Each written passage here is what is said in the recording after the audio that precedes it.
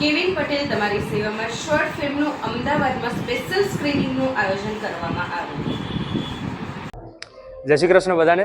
મારું નામ છે જય રાવલ અને હું છેલ્લા 8 થી 9 વર્ષથી એટલાન્ટા જોર્જિયા રહું છું. હું અમદાવાદમાં જ થયો છું, બોર્ન એન્ડ રેઝ્ડ ઇન અમદાવાદ. અને 2012 થી 2015 સુધી હું મુંબઈ બી રહ્યો છું. ત્યાં બાળ કલાકાર હતો, જેમાં મેં સિરિયલ્સમાં કામ કરેલું છે. મહારાણા પ્રતાપમાં ભામાશાહનો રોલ, અશોકામાં કુનાલા, જે બજરંગબલીમાં બાલ, રામ ભગવાનનો રોલ કર્યો છે, જે સહારા વન પર આવતી હતી. તેવી ઘણી બધી સિરિયલોમાં કામ કર્યું છે અને એડવર્ટાઇઝમેન્ટ્સ કરી છે. તે બાદ 2015માં ફેમિલી સાથે હું અમેરિકા મૂવ થઈ ગયો. ત્યાં મારી સ્ટડીઝ બી ચાલુ છે.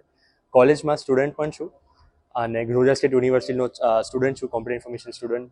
અને 2 થી 3 વર્ષ પહેલાં શેમારો મી પર એક ટ્રાવેલ સિરીઝ આવી હતી, મોજ મજા મુસાફરી. તેઓ એમને first web series, travel web series શેમારોએ બનાવી યુએસએની અંદર, જેનો હોસ્ટ હું હતો. ફર્સ્ટ સિઝન એટલાન્ટા થઈ હતી, સેકન્ડ સિઝન ઓર્લાન્ડોમાં શૂટ થઈ. એનો રિસ્પોન્સ બહુ સરસ આવ્યો હતો. અને ગયા વર્ષે મને વિચાર આવ્યો કે કેમ હું કંઈક ના કરું કે જેની અંદર હું કંઈક સ્ટોરી લખી શકું, હું ડિરેક્ટ કરી શકું અને મારી એક્ટિંગ સ્કિલ્સ બતાવવામાં આવે. કેમ કે ટ્રાવેલ સિરીઝની અંદર મેં હોસ્ટનો તો પાત્ર ભજવ્યું હતું, પણ મારે કલાકારી બતાવી હતી, મારી એક્ટિંગ સ્કિલ બતાવી હતી. તો છેલ્લા 1 વર્ષની અંદર આ ફિલ્મની અંદર જે મને એક ઓપોર્ચ્યુનિટી મળી ગઈ. લાસ્ટ યર મેમાં મેં આ સ્ક્રિપ્ટ લખી. આ ફિલ્મનું નામ છે Kevin Patel at your service. અને આનો મેઇન રોલ જે છે કેવિન પટેલનો, એ બી મેં જ પાત્ર ભજવ્યું છે. આને કો ડિરેક્ટ પણ મેં કરી છે. આના કો ડિરેક્ટર છે અભિષેક સોની મિંદે, જેને મીતનો રોલ કર્યો છે આની અંદર. એક ફિલ્મ સ્કૂલના સ્ટુડન્ટ છે, ઇન્ડિયાના ફિલ્મ સ્કૂલમાંથી 4 વર્ષમાં ગ્રેજ્યુએટ થયા છે. તો એમને મને હેલ્પ કરી હતી કો ડિરેક્ટ કરવા માટે. આનું જે લેખક છે રિટન બાય જય રાવલ, મેં જ આનું રાઇટિંગ કર્યું છે. લાસ્ટ યર મેમાં 3 વીકની અંદર આ સ્ક્રિપ્ટ લખવામાં આવી હતી અને 3 દિવસ અમે લોકોએ 18 કલાક આ પિક્ચરનું શૂટિંગ કરેલું છે. આના જે ક્રૂ વિશે વાત કરું તો જય રાવલ મેઇન રોલ, અભિષેક સોની મિંદે જેને મીતનો રોલ કર્યો છે, કિરીટ ઉદેશીજી જે બદ્રી કાકાનો રોલ કર્યો છે, જે મારા એક સાઇડ કિક છે, એમનો ફની કેરેક્ટર છે આની અંદર, પણ એક ગુડ મેસેજ કેરેક્ટર. ચારુ ગુપ્તાજી છે જેને મધરનો રોલ કર્યો છે, અને ઘનશ્યામ પટેલ અને ઓમના પટેલ, એમનો બી બહુ સરસ રોલ છે જે હું રિવીલ નહીં કરું. તો આ સ્ટોરીને વાર્તા વિશે અગર હું વાત કરું તો અમેરિકાની અંદર ઘણા બધા પેરેન્ટ્સ જે છે એ વસ્તુથી દુઃખી છે કે અમેરિકામાં બોર્ન થતા છોકરા આપણા કલ્ચરથી દૂર ચાલ્યા ગયા છે. આ વાર્તાની અંદર મીનાજી જે છે એમના સન માટે ખૂબ જ મહેનત કરતા હોય છે, એકલા હાથે પોતાના છોકરાને મોટો કરે છે.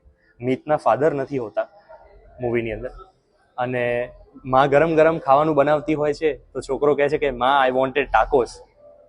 બર્થડેના દિવસે છોકરાને $350 શૂઝ લેવા હોય છે, તો માં એને શૂઝ આપે છે, પણ એ શૂઝ નથી હોતા કેમ કે આર્થિક રૂપે માં કહે છે કે બેટા હમણાં થોડું સમજી જા, હું તને આનાથી પણ સરસ શૂઝ અપાવીશ.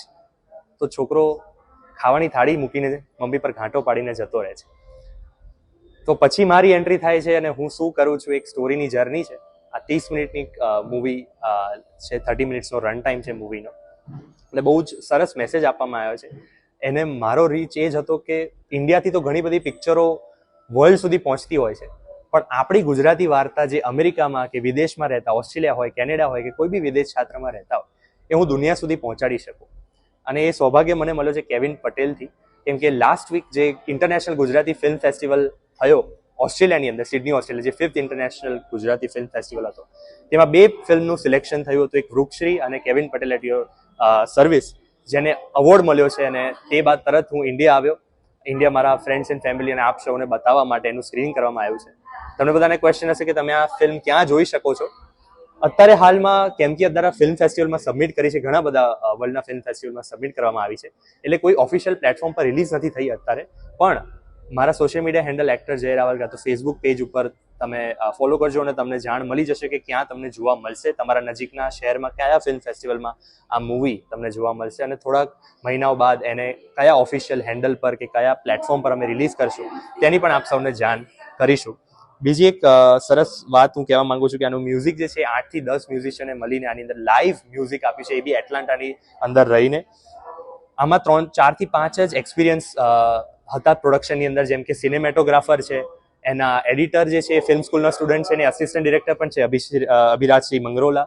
આના ડીઓપી છે કેયુર પાટીલજી, અને બીજા બધા જે છોકરાઓ આના ફિલ્મની અંદર જોડાયેલા છે એની એજ માત્ર 14 થી 15 વર્ષ છે, અને એમને પ્રોડક્શનનો ઘણો એક્સપિરિયન્સ નથી. કેમ કે મારે બહુ જ રિસ્પેક્ટ કરે છે અને ઓલવેઝ સપોર્ટ્સ કે જયભાઈ whatever you we are with you.